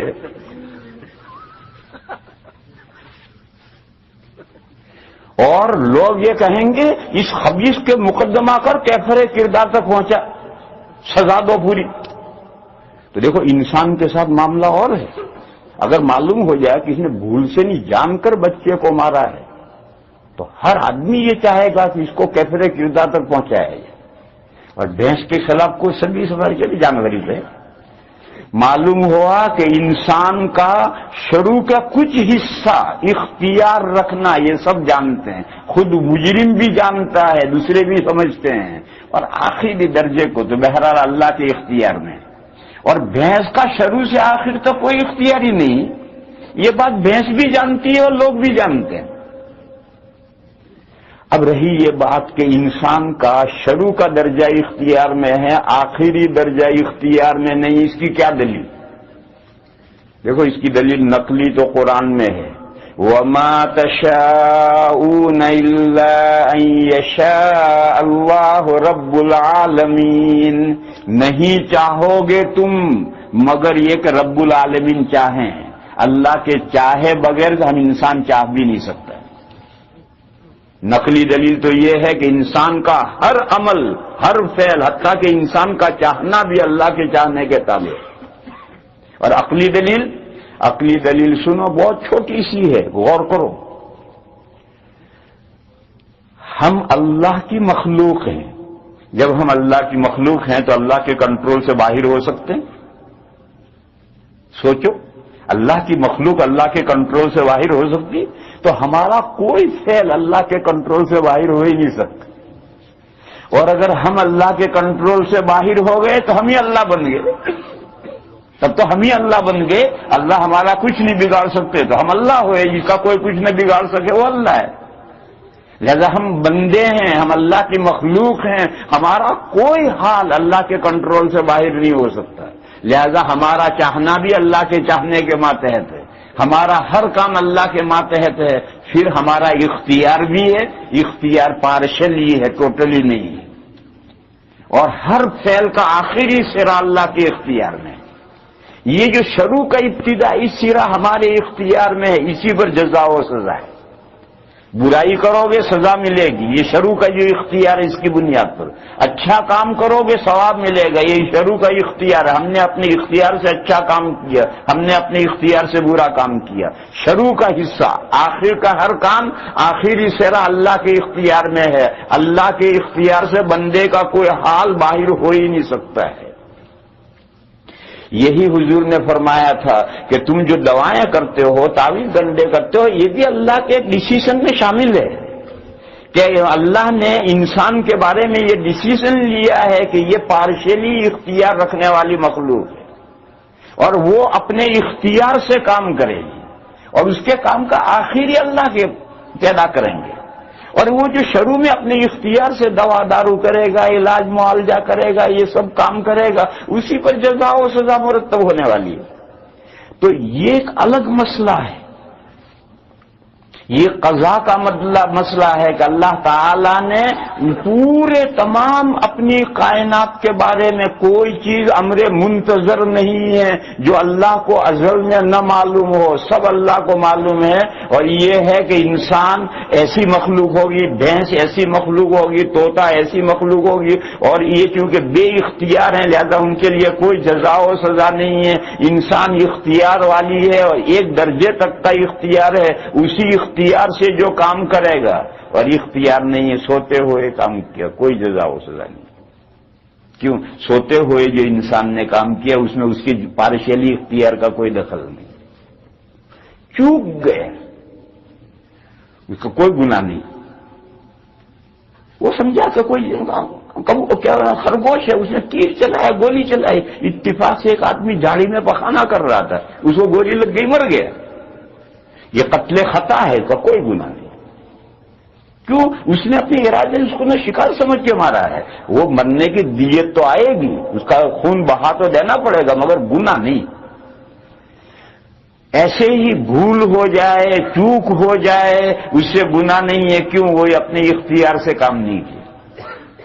بہرحال اس مسئلے کو دو مسئلے الگ الگ کر لو، ایک تیسرا مسئلہ اور ہے، وہ مسئلہ ہے اللہ کے علم ازلی کا کہ اللہ ازل میں اپنی کائنات کے تمام احوال جانتے ہیں۔ یہاں پھر سوال ہے کہ جو اللہ جانتے ہیں ویسا ہی ہونا ضروری ہے؟ پھر وہی تقدیر کا مسئلہ آ کر کھڑا ہو گیا کہ جب اللہ جانتے ہیں کہ جنت میں جائے گا یہ جہنم میں جائے گا تو ایسا ہونا ضروری ہے، انسان کا کہاں اختیار رہا؟ پھر وہاں وہی ہے کہ اللہ جانتے ہیں، صرف جانتے ہیں اتنا نہیں، اسباب و مسببات کے پورے سلسلے کو جانتے ہیں کہ فلاں انسان اپنے اختیار سے ایمان لائے گا، اعمال صالحہ کرے گا، جنت میں جائے گا، فلاں بندہ اپنے اختیار سے کفر کرے گا، برائیاں کرے گا اور جہنم میں جائے گا۔ اللہ کے جاننے سے ایسا ہو جانا ضروری نہیں۔ ایک مثال سمجھو میری کلاس سے، میں اپنے تجربے سے یہ بات جانتا ہوں کہ یہ بچہ فرسٹ آئے گا، یہ سیکنڈ آئے گا، یہ تھرڈ آئے گا، یہ ناکام ہو جائے گا، اور ایسا ہی ہوتا ہے کیونکہ سال بھر میرے پاس پڑھتے ہیں تو میں ان کی ایبلٹی جانتا ہوں، ایسا ہی ہوتا ہے۔ لیکن میں جیسا میں جانوں ایسا ہونا ضروری نہیں، ہو سکتا ہے جس کے بارے میں نے یہ اندازہ کیا کہ یہ فیل ہو جائے گا، یہ فرسٹ آ جائے گا۔ لیکن جو اللہ جانتے ہیں اس کے خلاف نہیں ہو سکتا ہے۔ کیوں؟ اللہ کا علم کامل ہے، اگر اللہ جانتے ہیں اس کے خلاف ہو جائے تو پھر وہ اللہ کا علم کہاں ہوا؟ وہ تو ٹیچر جیسا علم ہو گیا۔ ٹیچر کے علم میں اور اللہ کے علم میں کیا فرق رہا؟ اللہ عالم الغیب و شہادہ ہے۔ گویا یوں کہو کہ ٹیچر جو جانتا ہے اس کے مطابق 99% ہوتا ہے، 100% ایسا ہونا ضروری نہیں، اور اللہ جو ہونے والا وہی جانتے ہیں، جو ہونے والا وہی جانتے ہیں۔ جب ہونے والا ہے وہی جانتے ہیں تو اب اللہ کے جاننے کے مطابق ہونے نہ ہونے کا سوال ہی نہیں، جو ہونا ہے وہی جانتے ہیں کہ یہ بندہ اپنی محنت اور استعداد سے اول آئے گا، یہ بندہ اپنی محنت اور استعداد سے دوم آئے گا۔ اللہ جو ہونا ہے اسی کو ازل سے جانتے ہیں۔ اور اگر رزلٹ آنے کے بعد میں جیسے ٹیچر نے جانا، ایسا ہی اگر اللہ جانیں گے تو اللہ میں اور ٹیچر میں کیا فرق ہوا؟ میرے بھائیو، اللہ کا علم عالم الغیب و شہادہ ہیں، وہ اپنی کائنات کے بارے میں جو کچھ پلاننگ ہے اور ڈیسیژن ہے اس ڈیسیژن کے مطابق انسان اپنے اختیار سے جو کام کرنے والے اسے ازل سے جانتے ہیں۔ غرض یہ 3 مسئلے ہیں، ان میں ایسا قریبی تعلق ہے کہ ذرا ان کو ایک دوسرے کے حدود کے اندر داخل کر دو گے تو اشکال کھڑے ہو جائیں۔ 3 مسئلے۔ ایک مسئلہ ہے اللہ نے انسان کے لیے بھلی بری پلاننگ کی ہے، اعمال میں بھی، اخلاق میں بھی، اور کھانے پینے کی چیزوں میں بھی۔ یہ تقدیر کا مسئلہ ہے۔ ایک اللہ کا ڈیسیژن ہے، اللہ کا ڈیسیژن یہ ہے کہ بھینس کبوتر میں کوئی اختیار نہیں ہوگا، انسان اختیار رکھنے والی مخلوق ہوگی، یہ اللہ نے اپنی مخلوقات کے بارے میں ڈیسیژن لیا ہے۔ اور تیسرا مسئلہ ہے اللہ کے ازل میں جاننے کا۔ اللہ ازل میں کیا جانتے ہیں؟ جو ہونا ہے اسی کو ازل میں جانتے ہیں۔ اللہ کے جاننے کے مطابق ہونا ضروری نہیں۔ ایک مثال سے سمجھو، تاج محل کو آپ جانتے ہیں تو آپ کا جاننا، آپ کا نالج اکارڈنگ کب ہوگا؟ جب آپ تاج محل میں جا کر سارا دیکھ کر کے پھر جان لے گے بھی تاج محل ایسا ہے، تو آپ کا علم تابع ہوا معلوم کے، وہ جو تاج محل معلوم ہے اس سے آپ کا علم ہوا۔ آپ جیسا آن دا اسپاٹ جیسا تاج محل ہے ایسا اگر آپ جانتے ہیں تو آپ کا علم رائٹ ہے، اور اگر اس کے خلاف جانتے ہیں تو آپ کا علم رونگ ہے۔ اور میں آنکھ بند کر کے اپنے ذہن کے اندر تاج محل بناؤں، اور تاج محل ذہن میں بنا کر میں نے جان لیا، تو جیسا میں نے اپنے ذہن میں بنا کر جان لیا آن دی اسپاٹ تاج محل کا ایسا ہونا ضروری ہے؟ نہیں ہے۔ میں ذہن میں جو خاکہ بناؤں گا اس کے مطابق کہاں ہونا ضروری ہے؟ تو ایسا نہیں ہے کہ اللہ تعالیٰ نے ازل میں خاکہ بنا دیا ہو اسی کے مطابق ہو، نہیں، بندے پیدا ہو کر اپنے اختیار سے جو کریں گے اس کو اللہ ازل سے جانتے ہیں۔ بس فرق اتنا ہے کہ میں تاج محل آگرے میں وجود میں آئے تب اسے دیکھ کر اسے جان سکتا ہوں۔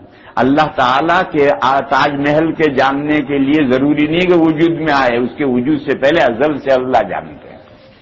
لیکن اللہ جیسا جانتے ہیں ایسا تاج محل کا ہونا ضروری نہیں ہے، بلکہ تاج محل جیسا بنے گا ایسا اللہ ازل سے جانتے ہیں۔ یہ تین مسئلے الگ الگ ہیں، اللہ کے علم ازلی کا مسئلہ، اللہ کے ڈیسیژن کا مسئلہ کہ اللہ نے اپنی مخلوقات میں سے کس مخلوق کے بارے میں کیا ڈیسیژن لیا ہے، اور اللہ کی بھلی بری تقدیر اور پلاننگ کا مسئلہ۔ یہ تین مسئلے الگ الگ، بالکل خانے الگ الگ، کا اشکال ختم ہو جائیں گے، اور ان کو الگ الگ آپ نہ کر سکیں تو آپ کے ذہن کے اندر کھچڑا ہو جائے گا، طرح طرح کے اشکالوں میں۔ تو خیر، تو بات دوسری طرف چلی گئی۔ میں تو یہ بتا رہا تھا کہ یہ 7 عقیدے لا الہ الا اللہ میں سے کیسے نکلے۔ اسی طریقے سے وہ جو 54 عقیدے ہیں، 103 عقیدے ہیں، وہ بھی سب اسی میں سے نکلتے ہیں۔ مثلا یہ عقیدہ رکھنا ضروری ہے کہ فرشتے معصوم ہیں، اللہ جو حکم دیتے ہیں اس کی تعمیل کرتے ہیں، کوئی گناہ فرشتے نہیں کر سکتے۔ دیکھو فرشتوں پر ایمان لانا ہے، اس میں سے 3 عقیدے اور نکل گئے۔